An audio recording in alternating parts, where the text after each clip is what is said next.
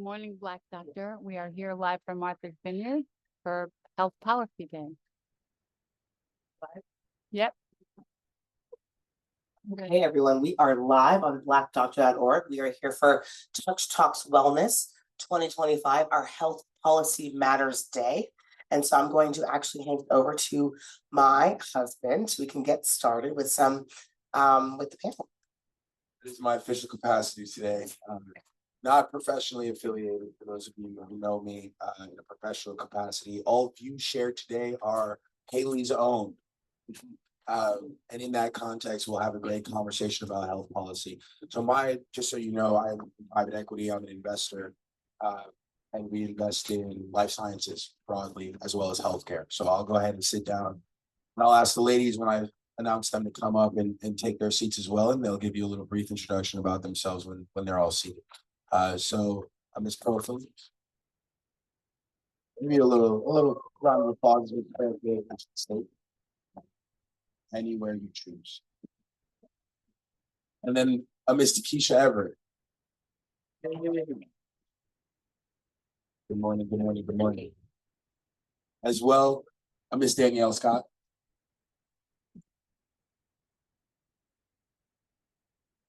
And for the moment, last but not least, Ms. Lavanya Harding-Wright. And so obviously, as you can see, we're waiting for, awesome. We're waiting for additional panelists, Ms. Tammy Boyd, as well as Dr. Yolanda Lawson.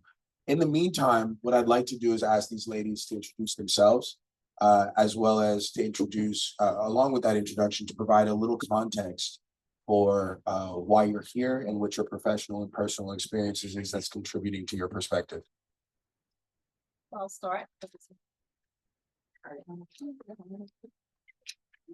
Hi, everyone. I'm Pearl Phillips. I'm CEO and founder of SITE, the community initiative for trial equity. I design equity-based clinical trials. I am a breast cancer survivor. I'm one of Ricky's blessed leads. Thank you for having me here.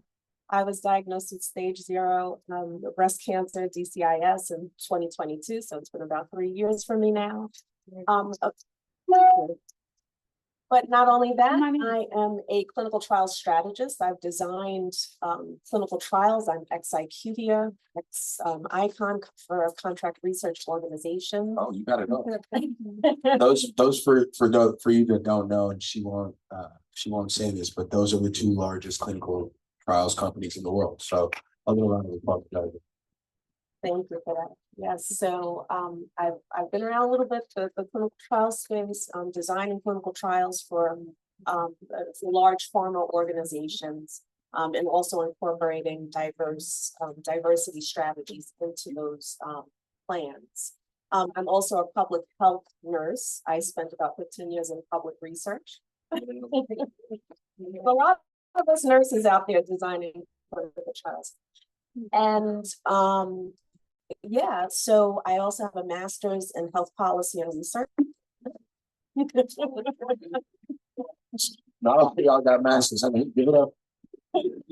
So, you know, my passion is, of course, clinical trial strategy, but also health policy. And, you know, we need to make sure that we are designing clinical trial strategy that is inclusive and that helps to dispel health disparities and make sure that, you know, we are designing medications that are designed for people of color. So that's a passion of mine, and that's why I'm here. And I think that, you know, also we can't just talk about it, we have to be about it, and we have to have the legislation to back the policies that we need to make sure that that inclusivity happens. Thank you. Appreciate that. Next. Hi, my name is Dr. Takesha Dewan Everett. I am currently serving as the Executive Vice President at Trust for America's Health. Disclaimer, all of my opinions today are my own and do not represent TIFA. In my spare time, I'm also a consultant who does policy and strategy work with my own firm.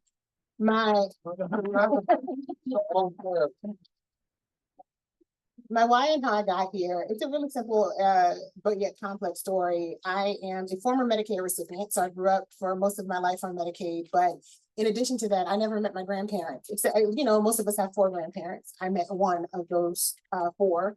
And mainly because my grandparents, my parents have all died from preventable diseases that could have been taken care of if we had proper healthcare and a healthcare system that actually worked and functioned for everybody. So as a young person, I realized something was inequitable and wrong in our society, and I wanted to fix it. So I realized that policy is the driver of all the ills and wills that we see in our country. We'll talk a little bit more about that. More recently, I will say my why of being here, and particularly being on this panel that Ricky's put together, is because my aunt just successfully battled her first battle with breast cancer. And 1, she found it herself. 2, she advocated for herself. 3, if it weren't for my knowledge and my connections, we wouldn't have made it through what we did, because I served on like every FaceTime with the doctors, asking all of the questions. She gave her healthcare over to me and said, help me. And so we're here celebrating her 81st birthday because she wanted to come to her happy place and really enjoy the birthday. Happy birthday, Auntie. I'm not gonna call her out. She's here, but I'm not gonna call her out. Hi, my name is Danielle Scott. I am a former executive from the DHS Office for Civil Rights and Civil Liberties. So I have a background in equity and in justice and a true passion for it. But today I'm here as an advocate. I have been touched by breast cancer in many ways. It runs strongly throughout my family. In 1995, I lost my aunt at the age of 32 from breast cancer. In 2020, I lost my mom. She was diagnosed and then 2 days later, she was gone. And then in 2023, I lost a maternal cousin, first cousin from breast cancer as well. So after losing my mom, I took my own personal journey and made certain that, this was also going to be my fate. And I pushed my doctors to do a double preventative mastectomy. It was a very, very hard fight. But I was able to achieve it, and I was able to achieve it with my insurance covering it, which was a tremendous blessing. So I'm sitting here now in the capacity of being an advocate, sharing my story, addressing any questions that anyone else may have in regards to that process, because I know there are not a lot of us, that look like us and that are in, this world that have kind of gone through that preventative double mastectomy process. And I know that education is power. So I am here as a wealth of knowledge and also in an advocacy capacity. Good morning. My name is Lavanya Hardin Wright. And good morning. My name is Lavanya Hardin Wright, and I am the head of Giving and Social Impact for Genentech. And my role at Genentech is to identify strategic opportunities to make philanthropic investments. I am passionate about. Can you say that role again? Identifying strategic opportunities to make philanthropic investments in our community. And this is one. I recognize that there's disparities in care, and Black and Brown folks are, we suffer the most when when the world catches a cold, we catch the flu. And so I look for organizations to work with to either help develop workforce, recognizing that culturally empathetic, competent care is important for us. And I also look for opportunities like with Ricky with Touch to make investments to support health screenings for women, because that's, we need access. If we don't have access to screenings, or if we don't know that we have an illness, we can't do anything about it. And so preventative care is very important. And the first phase is screening and identifying the illness. And so that's my role at Genentech. And that's what I'm passionate about. How do I support my community? Thank you for supporting Touch. Thank you. Thank you. Good morning. I am Tammy Boyd. My background, former Capitol Hill staffer, worked for Congressman John Lewis as his LD, overseeing his health policy. Also, Benny Thompson And then have various.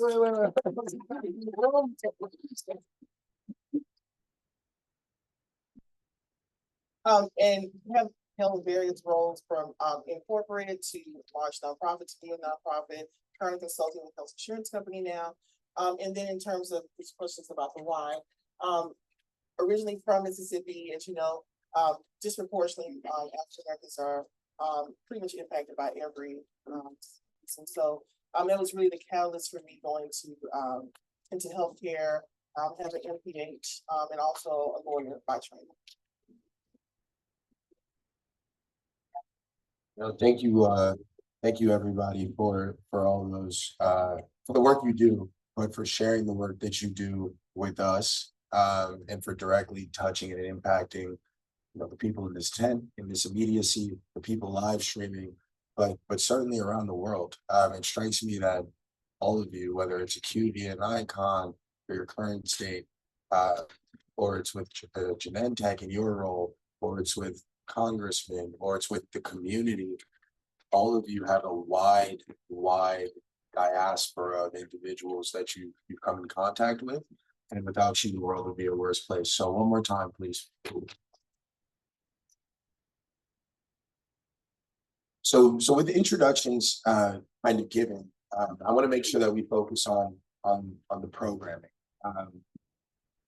The first question that I want to in your professional, personal capacity to kind of provide a perspective on is, how did we get to where we are today? Where are we today? And how did we get here? And feel free to answer that question historically, institutionally, again, professionally, personally. What are the markers that have created the environment that persists, and help localize that for the audience out there, please?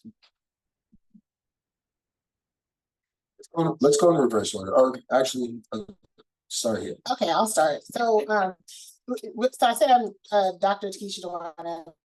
I have my PhD in sociology, and it's an emphasis in race policy, race, gender, and social justice. So the lens I PhD in what again? sociology, race, gender, and social justice is the focus.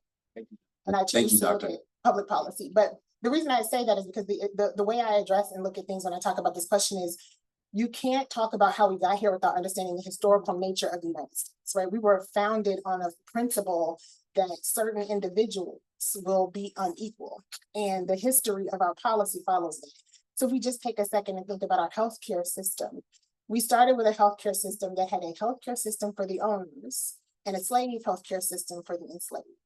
And that gave you an unequal, inequitable healthcare system from the beginning. So we had great hospitals, and doctors used to come to your house and all of these things if you could afford it and you were the owner. But for the enslaved, you had a secondary healthcare system that either basically only existed to keep you healthy in order for your labor to produce for the owners. So as we get out of that and we move forward, we no longer have an enslaved system. We have now said, but wait a minute, y'all might be free, but we don't want y'all in our hospitals. So we'll develop clinics. And we'll give those clinics less funds, less resources, and we'll use whoever we can to get there and to do that work for you. And right there, that has been our system ever since. We created a safety net that has never been fully funded, never been fully supported, never been fully equal to our hospitals and healthcare systems that are in the suburbs and made for other folks who quote unquote can afford it. So we just have this bifurcated system where we haven't been giving the funds and things that are necessary for everybody to experience health. And yet we expect a different outcome. We expect that people who do not fully have funding and support to get the things they need to actually be able to somehow become and remain healthy. We expect for people who've never had trust in the system that you were there for them to really trust you now when you want them to be in your clinical trial. I'm gonna stop on that because my sister gonna talk about that. But it's just the whole point of, we've never had an equal system. We never started an equal system, and it's all driven by our policy choices and decisions. I think I'm supposed to say later how we get out of it, but not right now. So I'll pause right there. Don't give us the whole dissertation. Gotta catch up. We gotta catch up. Can you guys hear me okay? By the way, it's cutting in. Can you hear me when I use my voice? No. Okay, so I like the sound of my own voice, so. Thank you. Appreciate that. Anybody else want to take that? Because I know there are a couple of different perspectives. I could just take it from the perspective and from the policy side, and also two of my colleagues, Makithia is here from Eli Lilly, and then Lisa Sherrod from AT&T. But they can attest to this. I mean, when we first started on the Hill, just we're now talking about some of the problems that persist within the Black community in terms of health disparities. But when you walk into the rooms, when you're actually writing the legislation and the laws and navigating, literally would be in each of the conversations, would be the only person there. And so it's getting better now that we have a larger Black caucus. I think when we started, maybe 30 members, and now we're up to 62 members. It's getting better, but just making sure that we're at the table and we understand how to navigate the process. And also, organizations like Ricky, having the community also push in to really elevate is really key. So you're talking about the solution. We're gonna get there, but I appreciate that. Thank you because what I heard you say, so I'm gonna have time to interject because as I said, I like to hear the sound of my own voice, but also, as an investor in this space, we look for a few things. And two of the things that I heard were funding and policy, regulatory framework. Does anybody want to speak to a couple of other things as we throw out the thesis points? Yes, I would call out their treatment deserts. So there are some communities where there isn't a clinic or a hospital. You may have to travel over an hour. You may not even have funds to for transportation. So that's an issue. I would also say that if you have Medicaid, in some states, Medicaid was not expanded. And so there may not even be preventative care available based on your insurance plan. That's also an issue. So when you think about access, you think about resources, they're limited in our communities. So what I'm hearing now, so we've heard funding, we heard policy/regulation. What I'm hearing now is infrastructure, right? The plumbing, when you go out a block, a mile, 10-mile radius, and there's no infrastructure to remain or become healthy. Does anybody else want to take, maybe from a personal perspective, what are potentially from conversations earlier? I've heard you say a couple of things about your personal experience, your family history that kind of has led us here. So maybe do you want to talk about? I would say us not sharing our family history with one another. I didn't know that my father had diabetes until he ended up in the hospital with a broken hip.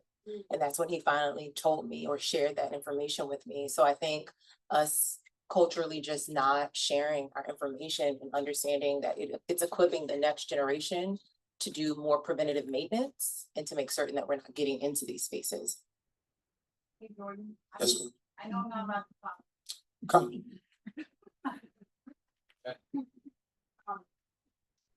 I think that also, what we teach is health and literacy. And I know that, we hate that word because it makes it sound like our fault. But,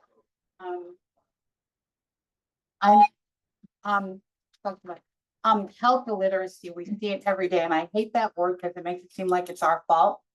But we don't know what we don't know until we're on fire. People don't know they have breast cancer they're sick until they have breast cancer. The only time they've been in the hospital when they had a baby. And so I think our families aren't talking about it, to your point, but we just don't know about health. We don't talk about it and we don't know what we're into. Even more educated. I have a lot of degrees and I didn't know anything about breast cancer until I got it. So just add that to your list. Sorry, I'll shut up now, Jordan. That's it. That's incredibly important because it adds to our thesis point, right? Again, work with me here. What we're going to do today is we're going to build an investment memo real quick. So in that memo, we have the problems we're trying to solve for.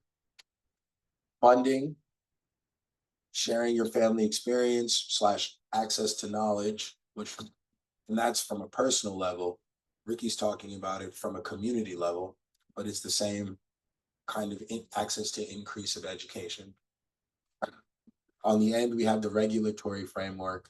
And in the middle, we have the infrastructure with Ms. Lavanya. So with those points kind of defining how we got to here, and let us now define where here is potentially. And then from there, we'll go into what the solution is to get where we're going. And that's what we'll all invest in at the end of this. Make sense?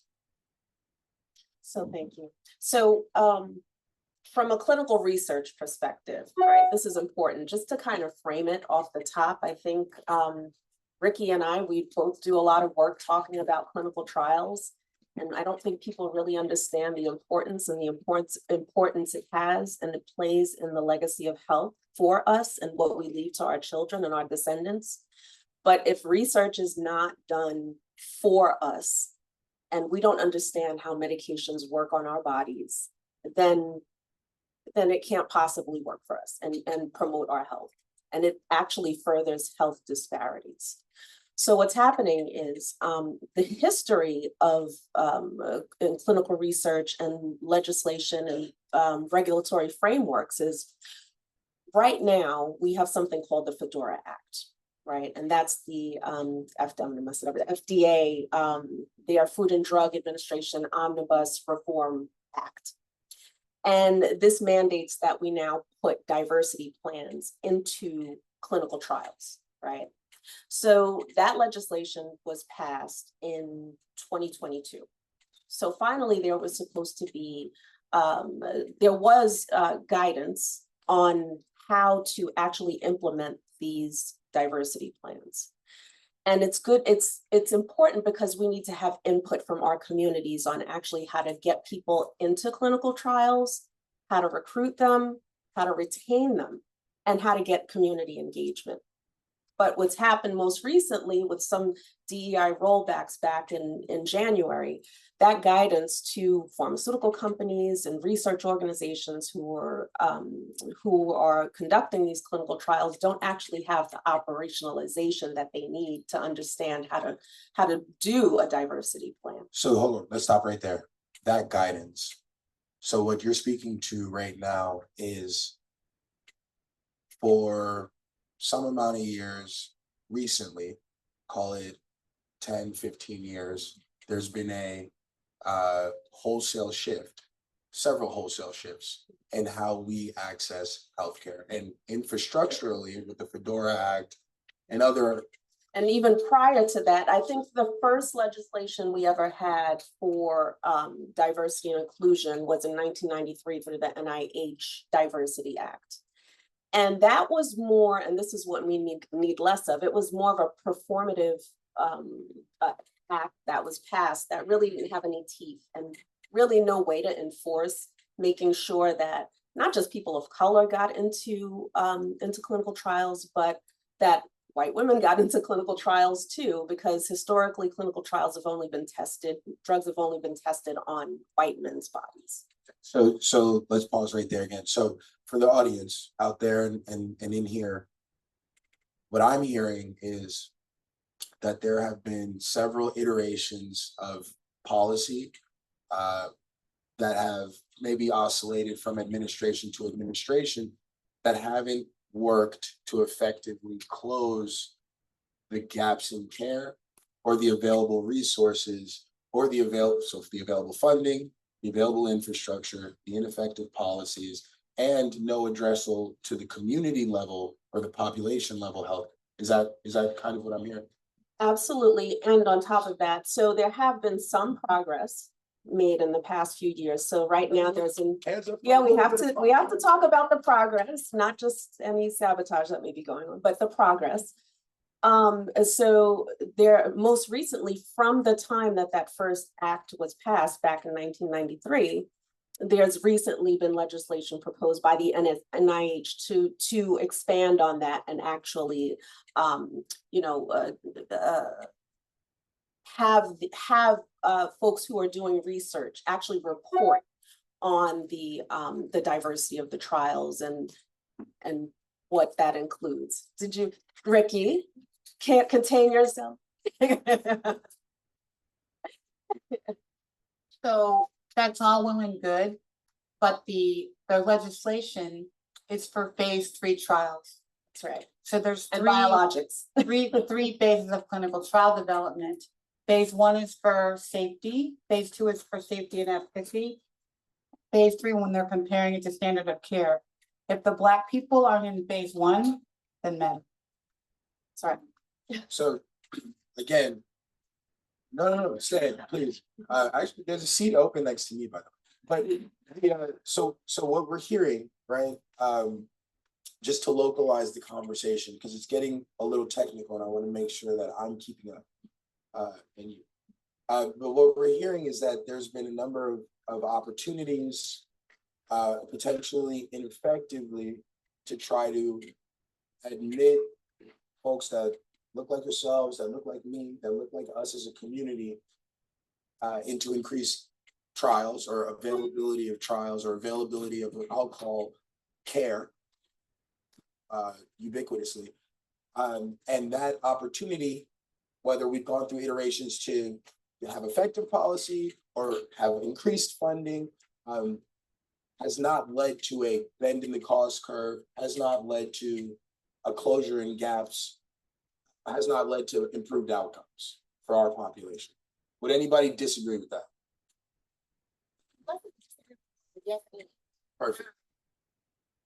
All of that is true, but I also think that the way our system is set up, I'm gonna try to be as nice about this. I'm gonna let Tammy be more diplomatic about it. The way our system is set up is that we have an episodic Congress. So every 2 years, you're flowing over and turning over. And so basically, once a person runs and wins, they're running for office again. So what people are looking for in their ability to maintain their position is what's the quick hit, the quick win. And we're not really looking at the longevity of policy. Then you put on top of that, your president changes every 4 years, the administration changes every 4 years. And most people, if you're politically appointed, all of those political appointees change every 4 years. So I'm saying that to say we have a structure where even when we look at 1993 and we have this bill happening in the NIH, people are looking for quick wins on things that take 10, 20, 30-year horizons. So we're not giving ourselves time to actually see what our policy changes can actually do. Now, when you say, how do we get here today and what we're going through, we're now looking at it, well, wait a minute, all that stuff looked like it was working. We're taking it off. We're pulling it off because we think it's unfair. We think it's unequal. We're not the we. Y'all know who the we is. And so we're in a situation where what my sister's talking about here, we can't even, we started to get somewhere, but now we're seeing a retreatment from where we're going. It's been 30 years 30 since years. that time to provide any sort of act, because actually the Fedora Act is the only legislation that we have that's demanding diversity in clinical trials. Where these acts are still out there, they've been out there for a couple of years, they're not actually in law yet, So This was just an interesting point that I think was brought up because, again, I'm going to relate it back to this scenario where we're going to identify an issue, understand the circumstance, provide a solution, and then invest in it, right? I think what Miss Takesha just identified was the table stakes. So all of these things, the funding, the infrastructure, the policy, and largely the current state, those things can change and can fluctuate, but the table stakes are the system that we're involved in, that we all participate. I use we specifically because although that we may disagree, we all on this boat to whoever knows where together. And that system, the table stakes are that the system changes and is volatile within an infrastructure. And so now, unless there's another point. Can I please Please. add that Yes, you may. most folks aren't even offered the opportunity to participate in a clinical trial. Their physicians don't even offer that to them. So they don't even know about it. And I know we're going to get to solutioning, but I think that's also something that we need to address. How do we educate and inform? Sure. And so right before we get there, just to make sure that we're all on the same boat, you've got these 4 pillars of the problem. And then you have the environment in which we live, which politically has gotten even more contentious and volatile. And so I will ask you now, panel, with funding decreasing, with the recent bill that was passed that'll limit the amount of federal funding for government programs and push more responsibilities to the states, with the uninsured population anticipated to increase, particularly for Black and Brown communities and low-income communities, with outcomes by way of premature deaths, by way of chronic conditions, exacerbating and becoming worse for those populations that will now be uninsured and underfunded. What the hell can we do about it? What is the solution that we can all take from this conversation as we think about investing in our futures and the health and wellness of our communities? And I just want to I'm gonna be taking notes, by the way. just before we go to the solutions, I also want to add to the landscape is the big beautiful bill, as we call it OBA, HR1, that was recently passed by this administration. And we're talking about cuts to Medicaid eligibility, also talking to ACA, the tax credit. So you have a lot that's at stake that people don't even know about. And some of those provisions do not even happen until after the next election. So I'm just kind of putting into the landscape. It's true. We already had a disproportionate impact to minority communities, but on top of that, now we have things, we're almost pulling back even the progress that we've made. So tell me, what can we do? I'm not gonna leave your hand until I get a solution on it. Because here's what I'll ask you, as the person who actually does.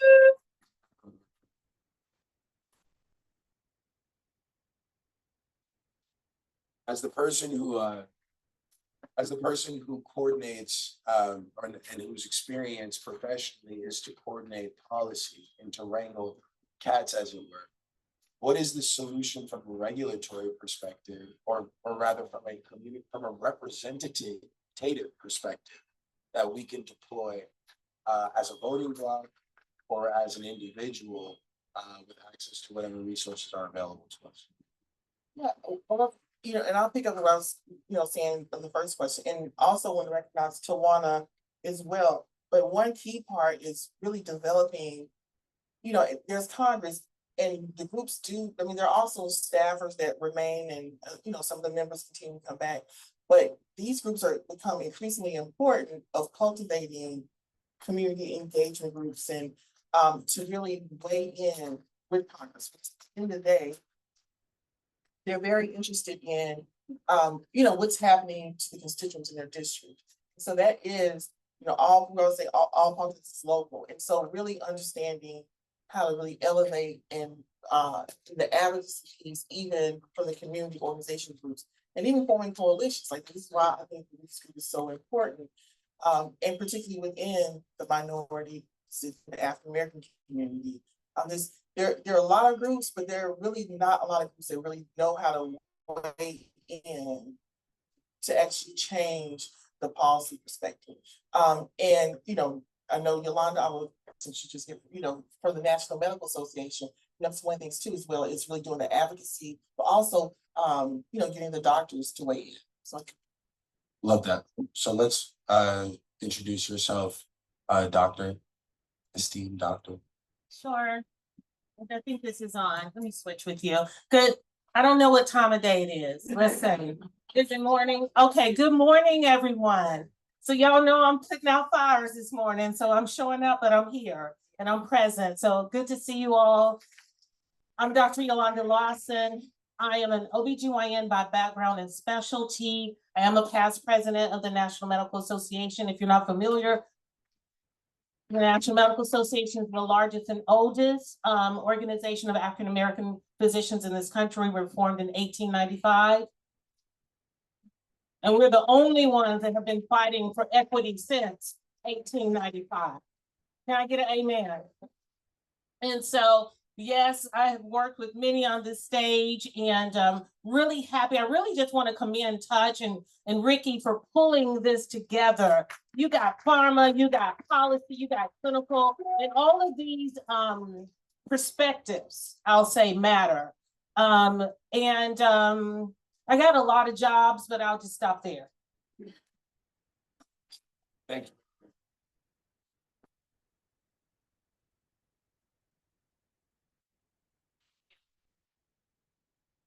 So, Doc, you just mentioned something very important and just gonna give you some catch up here. So what we've been doing is we've been building a little investment memo. So you know, my background is in finance and I think about things sequentially. And so what we've done is we've identified potentially through their perspectives, the esteemed panel's perspective on how we got was through, you know, disproportionate and inequitable funding, infrastructure, regulation, and the access to knowledge, both on a family level and a community level, not knowing you need to know. We also then spoke about the current state and what the current state looks like, somewhat from a corporate perspective, somewhat from a regulatory perspective in terms of how we're operating today. And what we've agreed upon is that there is a solution to the table stakes of inequity in terms of those areas that we've identified. And we're now trying to tap into what are the individual solutions are provided from the perspectives of this esteemed panel. And so as they demonstrate, you know, their perspectives, I would encourage you to maybe think along the lines of what is it that you do in your capacity, either personally and professionally, that we can throw into the investment so that at the end of here, we can all leave here with something to put our own money behind or something to commit ourselves to grow from. Okay. And so our first, why don't you just give us a recap very quickly? Because you mentioned a couple of things in there, but specifically what I heard was being more of a community block and executing that through potentially your support of community-based organizations or through your support of different representatives in office. Just speak a little bit to that and then we'll go to listen about it. Yeah, I would say, well, the 2 points, yes, definitely continue to build and invest in community-based organizations such as Touch. And then 2, also investing in, you know, increasing the number of African Americans that are going their own Capitol Hill. So making sure that we are at the table, we're actually learning how to sort of navigate the process in order to make sure all these solutions that we're talking about that is actually included in legislation and law. Moving on to you. What I would offer from a philanthropic perspective, making investments in the community. I think that a lot of people really don't understand what the big beautiful bill will mean to them. I think that's what you were talking about, Tammy. And so part of the investments that we're making this year are in community health workers to help educate on what this means and what potential patients or members can do to mitigate what the big beautiful bill will do when we think about Medicaid and the changes to Medicaid.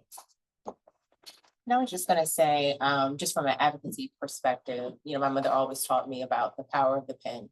So not just writing your representatives, the individuals that are representing you locally, but also writing some of these corporations. There's a level of responsibility and an angle that we can push there to get some of this medical assistance or medical care covered through funding that they already have in reserve. So I know a lot of folks that have written these organizations and have been able to access certain treatments free of cost. So just educating ourselves there and just the power of the pen. Just want y'all to know the panel's so hot, we set up the fire alarm.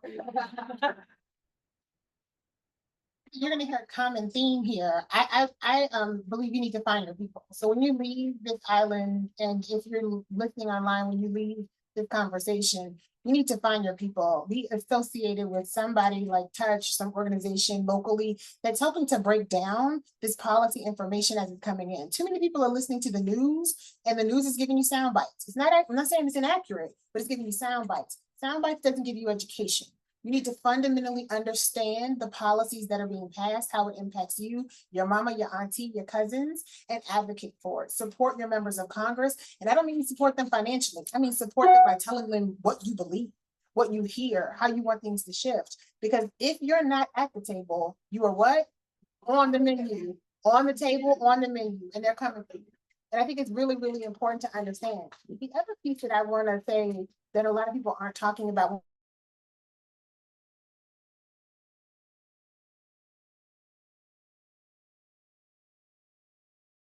moment, it's a minute, it's not a movement, it's a moment.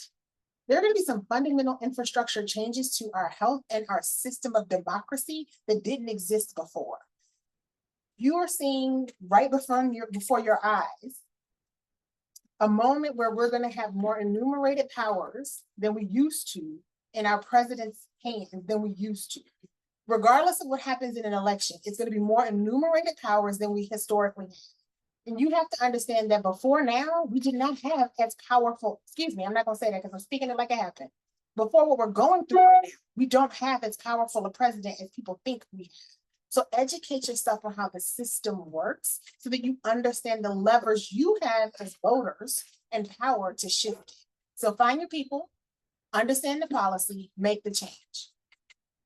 I'm gonna expand on that a little bit more. I think we need to make sure that we understand that we know who the community is, right? And the community of population, I guess according to legislation and how it relates to how people receive healthcare through legislation is Medicare and Medicaid, right? And the people who are probably most disproportionately affected by health policy are people who receive Medicaid. They're the people who are most likely unable to have PTO, a time off to participate or go to their doctor's visits or participate in clinical trials, receive healthcare, childcare, all of these things. I think it's important to target these populations and make sure that they know that their rights within health policy. And I think that a lot of people would be surprised, and I'll speak to my own area, clinical trials, they'll be surprised that there is actually funding for participation in clinical trials through Medicaid and Medicare, but it's not widespread. Even providers are not aware that this is available to their patients and participants. So I think that's part of the education that we need to first have so that people understand with things like the Big Beautiful Bill, what will actually be taken away from them that maybe they've never even utilized, or things that they are utilizing, they're not going to soon be able to have. So we need to motivate people to understand and contact their legislators and help push for policy, because the people up on the stage right now, we can talk all we want to, and until we're blue in the face. But at the end of the day, we need the support of the people, and we need people to understand what's at stake for them. So I agree. And so I'm going to just kind of summarize this, from a clinical perspective. You talked about the policy and the advocacy piece, and extremely, extremely important. So, I'm faced with the patient in the exam room often. And I love that everyone here is saying, because I've been highly concerned that people keep hearing about this bill and fragments of the bill, but the people don't know how to put all this together. And you're exactly right. They certainly don't know how it applies to them. You think about something as simple as Medicare drug pricing, fixing.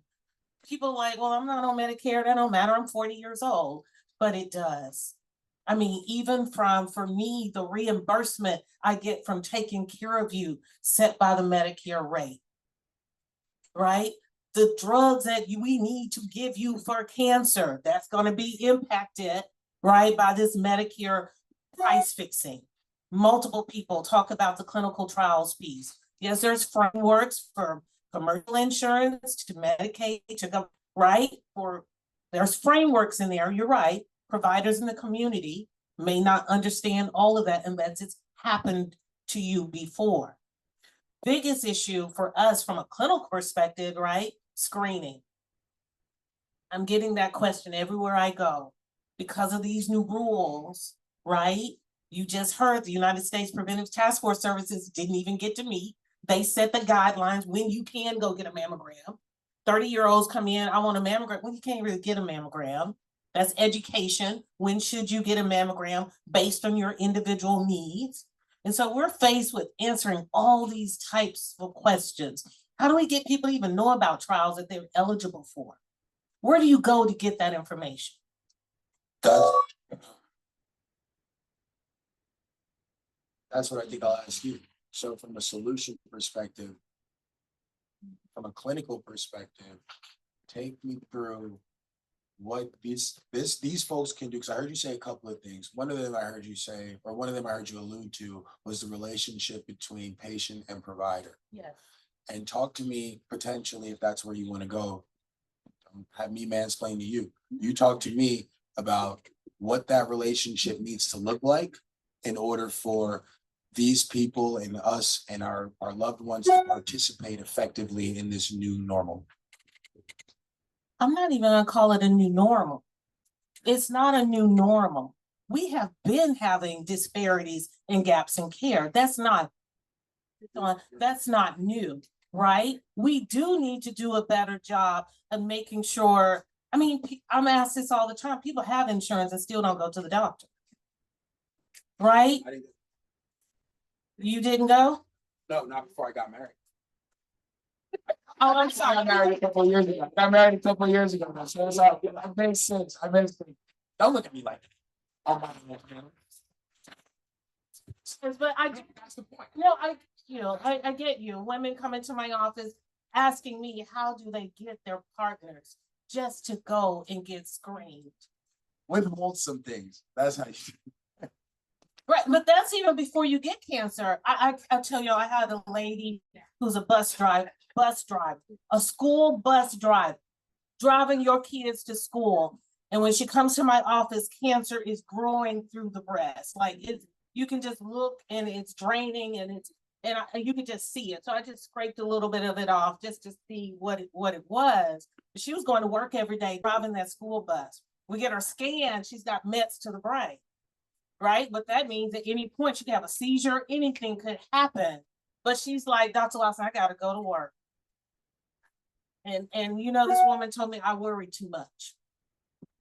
And so when you talk about, I'm gonna call it denial.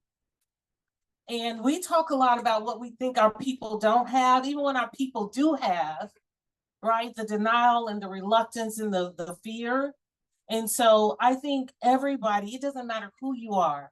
I work in a community-based organization, 60% of our population is uninsured, right? But they know they can come in there and we're gonna take care of them regardless. Doesn't matter if you don't have insurance. And so how do we make sure that, especially in light of what's happening now, no matter where you are, that those places are identified, lifted up in our communities, even if they're just helping people navigate to care. So there it is. And that's what's so beautiful about this panel is we talked a little bit about the framework of the conversation, but I think what you're hearing is the solution is arriving at the same place.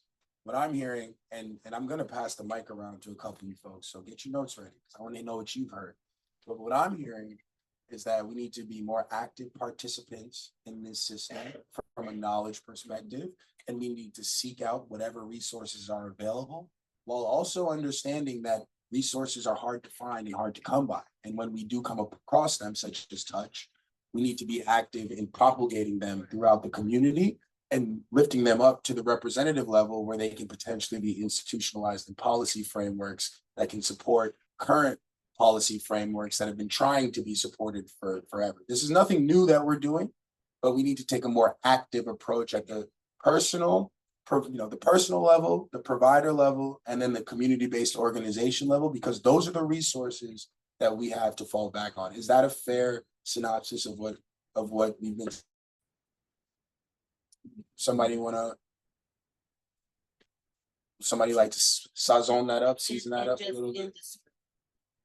Just the industry piece, whether it's pharma, I think systems, we all see our hospitals are now systems, right? It's no more of that little community hospital. They're big systems. And I call that the task. I think they have a role too, because they're delivering, right? They're delivering resources to the community. They're the ones, when you look at your community needs assessments, they are supposed to abide by that. They get to choose what they want to direct their resources to.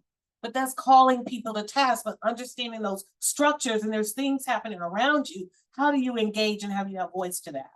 I think we talked about that a little bit also. Making investments in the community. But what we also do is lobby. We go on the Hill. We have conversations with elected officials to talk about we seek to understand what are the priorities for their communities. So to your point, Dr. Lawson, sharing with your electeds what your needs are. And then we bring that information back, and that's how I put my strategy together on how we're supporting the community to make those investments based on what we're hearing from those elected officials. But we also do listening tours within the community also to do some landscaping to understand in that particular area, what are the disparities and where can we play in space? I'll just say the two things I haven't heard us say as I listened to the recap was, one, get your children, grandchildren, children's children, all of those folks interested in being healthcare providers.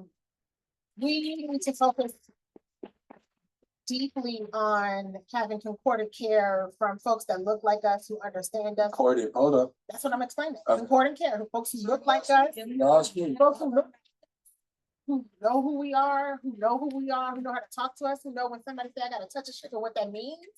Because folks who don't look like us don't understand that. So it's really important, and the statistic is very clear. If you don't have your little ones interested in math and science by the 3rd grade, they have surpassed being a health provider. It's not gonna happen for them. So early on, encourage them when they're doing the little Legos and thinking about math and all, just whether you know it or not, just make sure that they're encouraged to be there. We need a stronger workforce that looks like us, that cares for us. Yeah.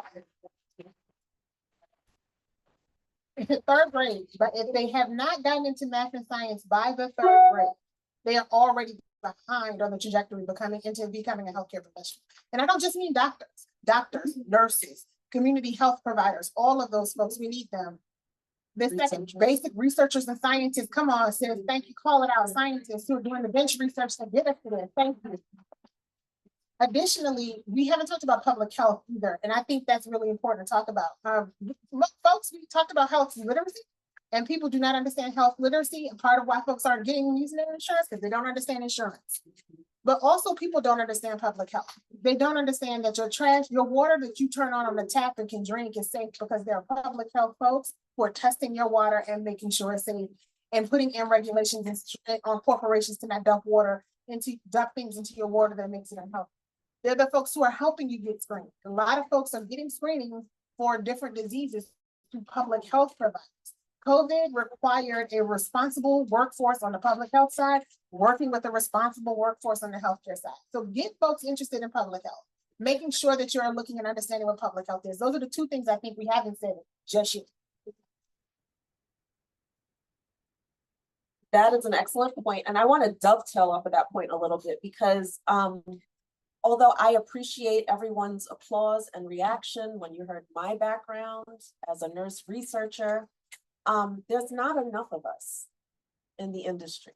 You know, we are isolated. I don't know, I have never met anyone else, a person of color who is a researcher at a contract research organization designing clinical trials. So I think a solution to that.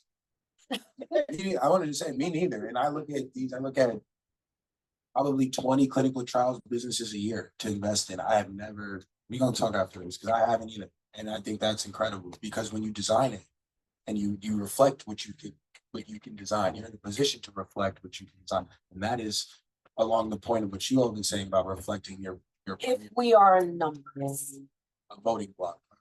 Well, I would say in the industry together. I mean, there are other researchers, there are folks who work at places like Genentech, and there are scientists. I do consider myself a scientist. But we need solutions that actually help to propel that education in our communities, and we need to be the catalyst to that. We need to partner with HBCUs and community universities to make sure that we're recruiting people into STEM situations where we can, really build our own community of scientists and technologists and all the people who make healthcare turn, make the healthcare world turn. The other thing that I'll say is that tying this back to regulatory and funding and what we can do legislatively is that I find this to be a really interesting thing. The NIH only funds about 2% of Black research. 2% of their funding. The National Institute of Health, right? Only 2% goes to Black research. We have to change that. And the only way that we can change that is if we are the ones affecting the change in the legislation. You both hit on something, and I hadn't gotten to the workforce piece yet, but I'm totally in line. So what I tell students, I talk to a lot of students. I tell students, when you want to go to medical school, everything you do in school matters. Sit with that for just a minute. Everything you do, math, science, English, everything matters. So when you but that's planting seeds very early in students. Everything is going to matter because it's cumulative. The student may not understand how English helps me in medical school. They don't. But you have to make sure they plant seeds. Everything they do matters. And that's medical school, dental school, whatever it is you choose to do. And so you're right, planting those seeds very early is quite important. So workforce is quite important to me when thinking about it from the Black physicians. You know, we represent almost 6% of physicians in this country, right? When you think about Black women physicians, we're almost 3% of the physicians in this country. And so it's very, very important to me thinking about how do we continue to diversify the workforce. And this is ever since the SCOTUS decision in summer of 2023. So while people I feel like waking up now, I've been acutely alert ever since then, knowing the outcomes, because we immediately saw applications drop. Hispanic, Indigenous, Black kid, all of them. It was immediate the next session. And so we're continuing to see that. And so this is going to take a collaborative effort, right, to make sure that we sustain our kids, because we know you talked about racially concordant, meaning somebody looks like me, talks like me. I don't care if it's in research, I don't care if it's clinical care, it all matters. And the other thing we haven't talked about is the environment and climate health, especially as it relates to cancer, especially as it relates to chronic disease. And that investment, what do these things look like now? So it is going to be more and more important that the collaborations take place between our organizations. And I would say the Hill is fine, but we got to get to the states. We have got to reinforce ourselves at the state level, right? Many of our organizations are at the state and national level. How do we begin to create these coalitions more locally? Because we've got to get hyper local. And it's speaking to the community-based organizations, and I'll close. And just because I work in one also, resources. They are already many times running these tight margins. And if you can, I know my entity and even some of the largers, we've been laying off people, right? So the sustainability. And so as we come together, as we lead together, really going back home to think about creating your connections here, to get back to creating those and helping support the economic engines to sustain these entities. Love that. I want to do a time check. Ricky, how good are we on time? 10 minutes. So in this last 10 minutes, we have two options. I can either prompt the audience to see if you've been paying attention, or the audience can ask insightful questions.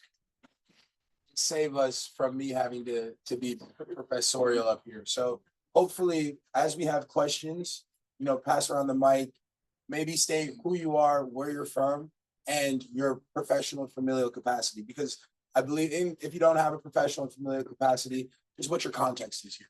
Because I believe your perspective, people know a little bit about kind of where you're coming from.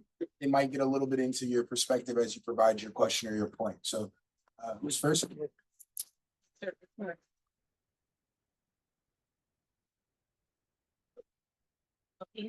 Good morning. My name is Dr. Terry. We'll first thank this panel. Thank you, Ricky, because I've come to this tent multiple times while here over the past 2 weeks. This is great conversation. My name is Dr. Terry Moore. I'm a pharmacist. I'm also the Vice President and Chief Strategy and Inclusion Officer for the American Association of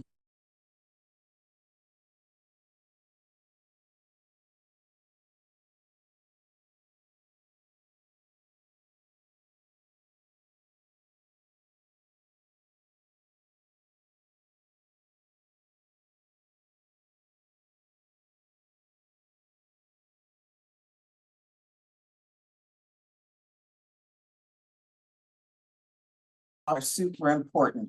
I'm also a very hopeful and result-oriented individual. So I want to share with you some work that I'm doing. Lavanya, let me thank Genentech, because I'm working on a project that is to help diversify clinical trials. I've already talked with Pearl. We're going to be talking some more, Ricky, to get involved in this.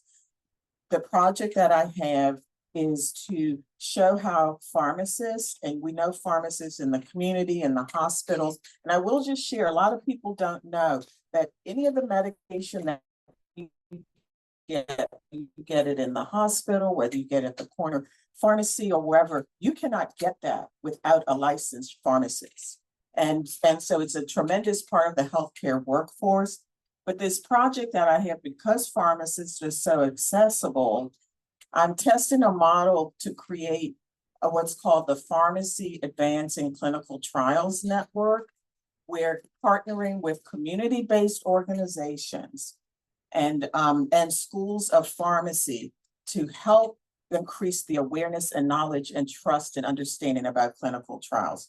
Because people don't, until they have that awareness, that, you know, being able to advocate for yourselves, being able to accept a trial, it has to start with a shift in mindset. And that's what this project is testing. And Genentech has been so gracious. I've gotten 3 years of funding from Genentech for that, from their Innovation About Fund. So thank you so much for that.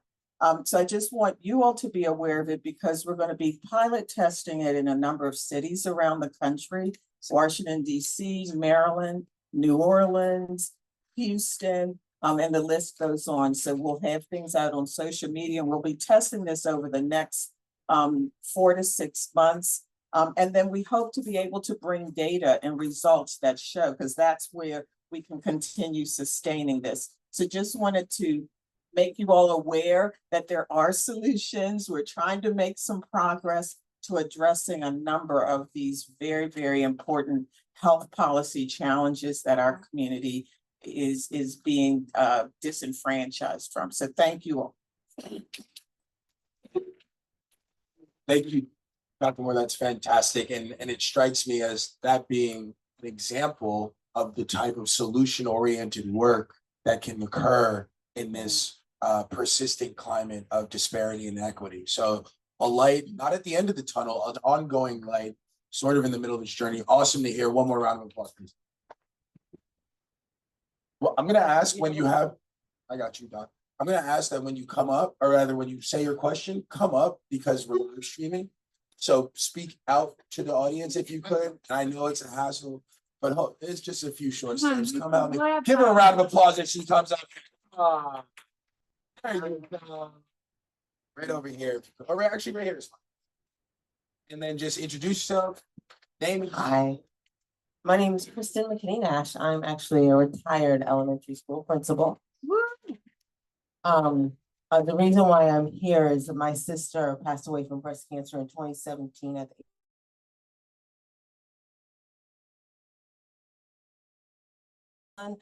I have three boys. But and I currently run a nonprofit in her honor. But my question to you guys is, you mentioned that sometimes our doctors don't even know of these trials that are going on, so it's hard for us to get in. How sure that we're not only included, but that the doctors we're visiting have this information. So 2 things. If you acknowledge and let your doctor know, that's the first step, because sometimes the communication lapses.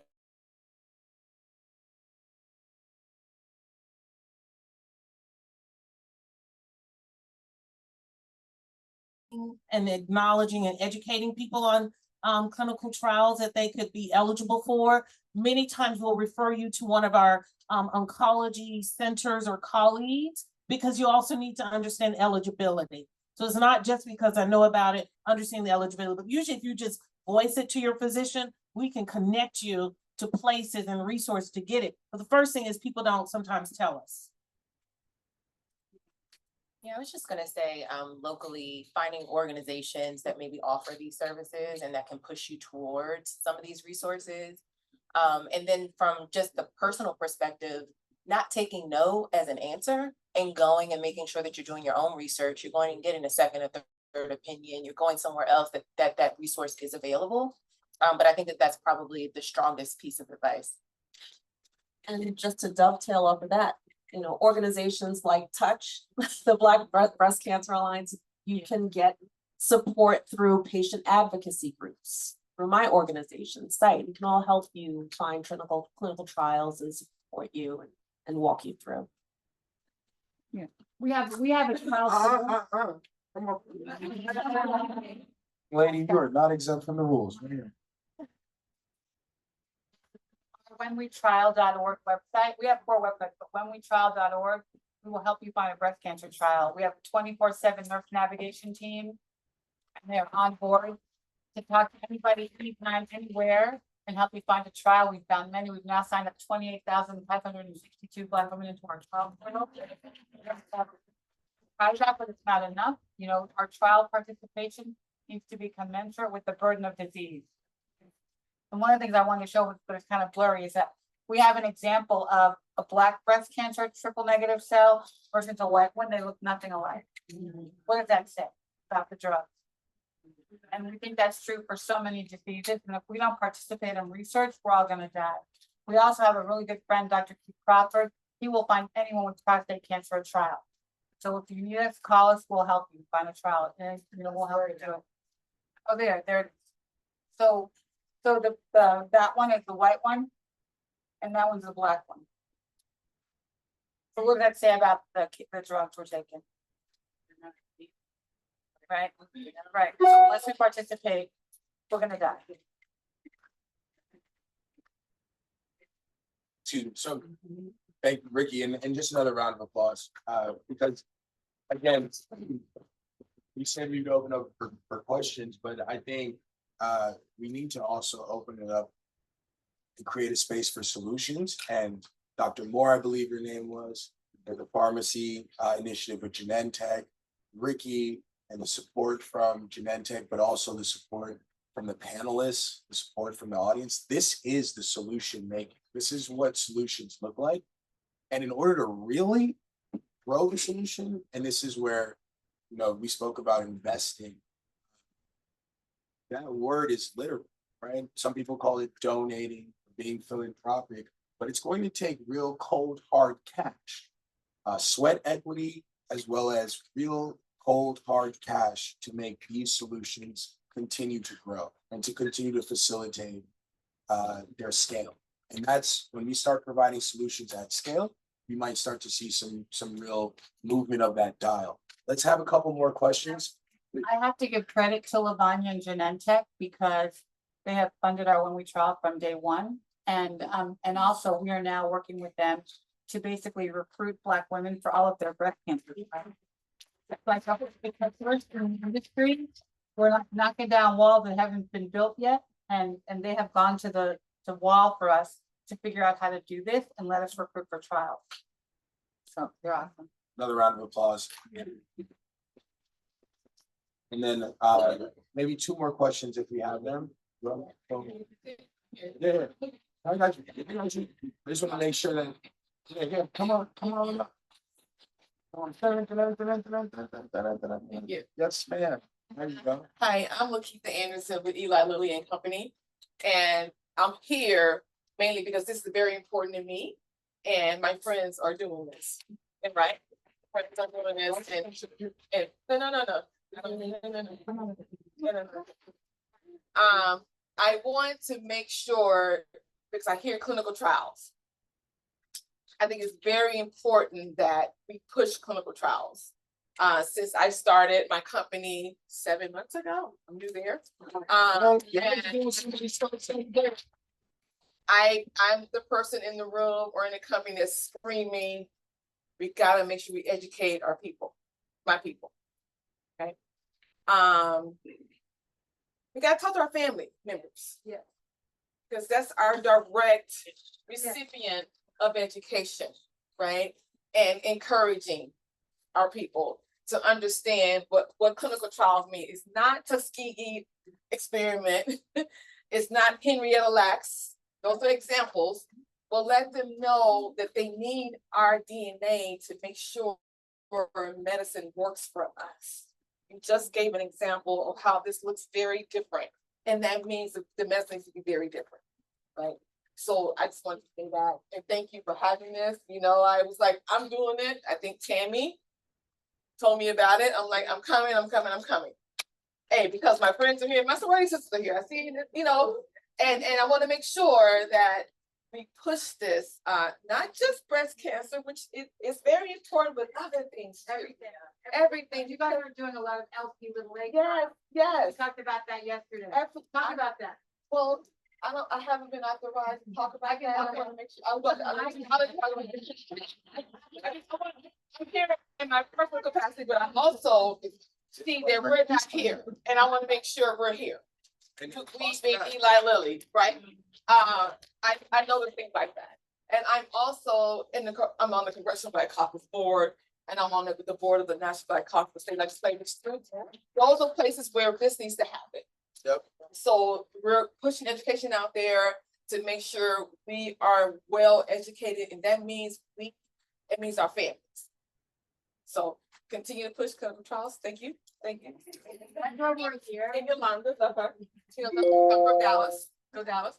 But anyway, just wanted to be up here to say thank you, ladies, for highlighting this very important issue, but it also touches on other issues that we need in our families. Absolutely. That's why we're doing it. That's why we're here on the. Absolutely. Thank you. Yeah, that's why we're here, because we want you to go home to your house, to your porch, to the pink well, to the beach, wherever you are, and talk about health. I'm good. You know, one thing I wanted to just say, I know we had somebody else who had a question, but Yeah. one thing I just thought about when you were talking about education in your family, and you said something, Ricky, that made me remember this, because I learned this in the process of helping my aunt with breast cancer. Danielle, you were going to talk about your family and your family history. I had no idea until my aunt had breast cancer and we were going through it. And doc, help me out. Breast cancer, thyroid, and prostate travel together in your family. I got it wrong. No. So Breast and prostate yeah, come and on. colon, Colon. there's a relationship. There's a relationship. Call them cousins. Right. And it was important for us because we were like, wait a minute, granddaddy had that, and so had that, but we never even thought about the risk that could be to the woman, right? Because those are men things. Prostate is a man thing. The man with prostate cancer, his daughter is going to have an increased risk for breast. And so that's why the family history, when y'all fill out your questionnaires and go to the doctor's office, I send my patients back home often to ask, because our families typically things are chronic. yeah. We have a tool in our bag, if you get our bag, called Know Your Her Story. And you can sit down and kind of chronicle everything that's going on with your families. Also, I'd like to say that, you know, genetic cancer, so coming from your genetic history, is only about 5 to 10% of cancer. Family history, but that's what the genetic testing was based on. White bodies, right? So I have 3 generations of breast cancer in my family. I have no genetic mutations.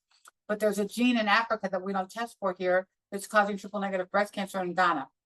So the genetics is critical to know that. It's a critical tool, but your family history as a Black person is even more critical, because we may not have a gene that's discovered yet, but we know it's running in our families and we have to talk about it. It's also heart disease, and the LP(a) thing is lipoprene A. It's a biomarker in your cholesterol, or a piece of cholesterol, to help me out, docs, in your cholesterol, that's causing heart disease in families, in Black families. And so there are a lot of clinical trials being done by Eli Lilly to understand that science. So if you have your father, your mother, your auntie, or whoever had a heart attack, that counts. That all counts. as we gear up for this last question, we see you, sister. Just really, if you leave here today, know your family history. Yeah, know it. I mean, go home and really talk to people. The Yes, issue, today. the issue is, right, for many of us, we may not know much, even my own family. There's very limited on certain sides. The other thing, there are so many women here today. I'll be remiss if I don't say it and I walk away. Oftentimes, women only think about their mother. You are half of your father. Understanding your aunts and your grandmother and your father's history are equally important. So often we always just think it's only what happened to our mother. I just had to say that point. The genetic piece is important. And the other piece is, even if you had genetic testing, the beautiful thing is that they keep the DNA. I just had a patient this week. We tested her in 2017. And we saw a mutation, but they'll call it of undetermined significance. But we keep those mutations because remember, we're still exploring the human genome. We are still, even though you may have a genetic mutation, sometimes we just don't know at the time if it's affiliated with cancer. So I get an amended report on here. 2017 is now 2025. And that amended report is now we know more about the gene she has. It's associated with pancreatic cancer, right? And breast cancer. And guess what? Her father died from pancreatic at age 47. So we're now able to get her the appropriate screening. So I believe in the genetic testing. Have that conversation we understand the barriers with payment, that kind of thing, but understand there is still things being revealed about the human genome. Thank you guys. What's the time check? Just want to know we have two here. We're gonna do one more question. One more, even though we have two. Okay. Too quick. This will be really, really quick.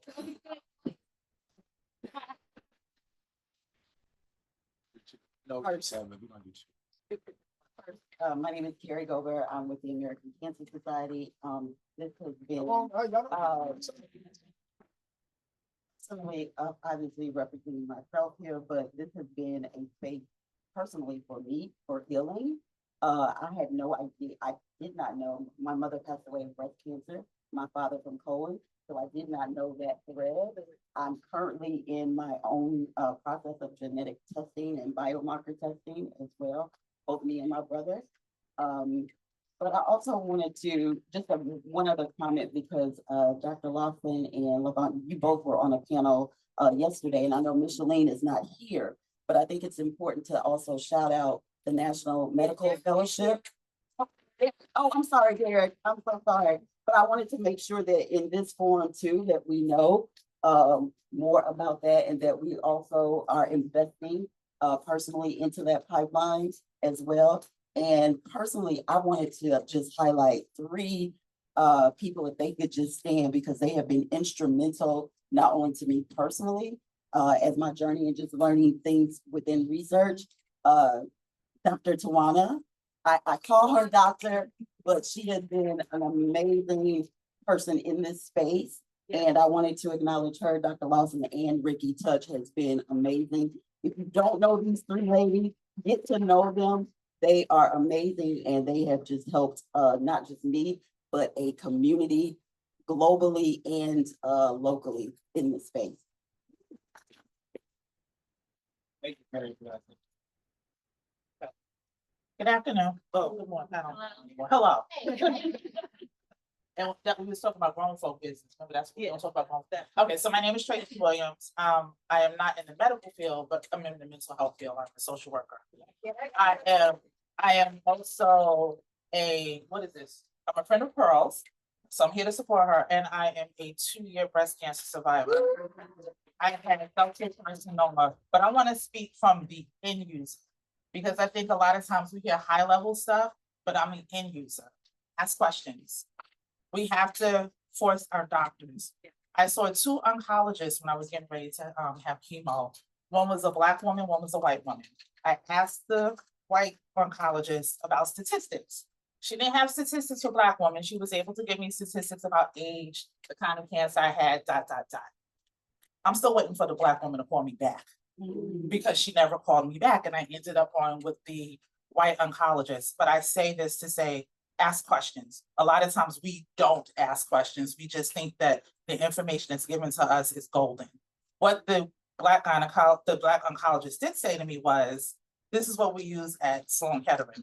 Well, I'm not a generic person, so you can't just tell me this is what we do over here, because that says to me, you do it for everyone. And there's nothing personal about the treatment that you want to give me. So that really deterred me from going with her. I am glad I went the direction I went in. The other thing I will say is, as we move in these spaces, take someone with you. I was fortunate enough that two of my very best friends are doctors. So doctors speak, you all speak in doctor. So you speak in doctor, and it's a very different language for people who don't speak that language. And I was blessed and fortunate to have those people in my corner at the time. So I will say, I'm gonna say thank you from the end users, because we truly appreciate what you are doing for us. But also on the end user end, don't stop asking questions, because no one's gonna advocate for you better than you. I just want to piggyback. You're right. It is very, very important to always take someone with you. When you are diagnosed with something, your stress level is super high. You may not even hear everything. It's oftentimes the husband will be like, she's told you already. She already answered that question. You're just trying to process all that's being given to you. The second thing is just speaking to you when the doctor said that's the Sloan Kettering way. So there are protocols, right? Those are protocols, but really the most useful information is not your age matters, right? When we deliver treatment, race isn't it, it's what that tumor, the histology, what those cells are telling us. We're running genetics even on that. So it really is, the question is really, let them explain to you about your specific tumor. So a lot of that. So typically, even when you have a cancer, I don't care if it's uterine, breast, lung, whatever, on most hospitals, we have what are called tumor boards. We sit and we meet about, based on your tumor, your histology, your cells, and the rest of you and your unique, what treatment protocols you should be entered. Cancer treatment typically is going to have protocols. So those, that may have been what they meant, but I hear you loud and clear.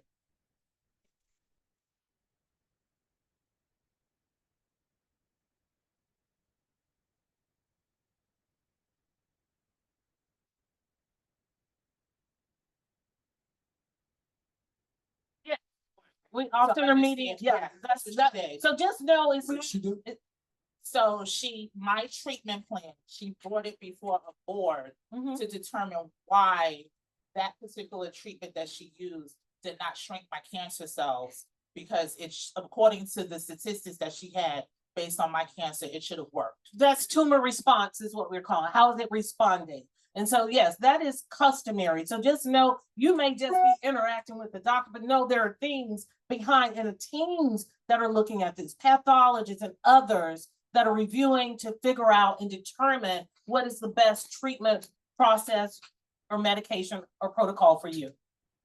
Thank you for sharing. Appreciate that. And thank you for the panel for sharing their perspectives and their wisdom. Thank you to Ricky and Touch, or the organization, my wife, for allowing me to host this panel. Give everybody a round of applause, because we're all fantastic. I'm gonna end by saying this. The solution is in this tent in various capacities and perspectives, and I would encourage us all to seek each other out so that we can continue to find the solution, because it's somewhere in you. Thank you. Couple of things. Thank you again. One more round of applause for our amazing panelists and my delightful husband. Please scan our QR code. There you will find a place to donate. You can get a beautiful scarf if you're interested. But please take a bag. Please do our survey. That's very, very important for us to be able to be here. Yesterday, we heard that the revolution must be funded.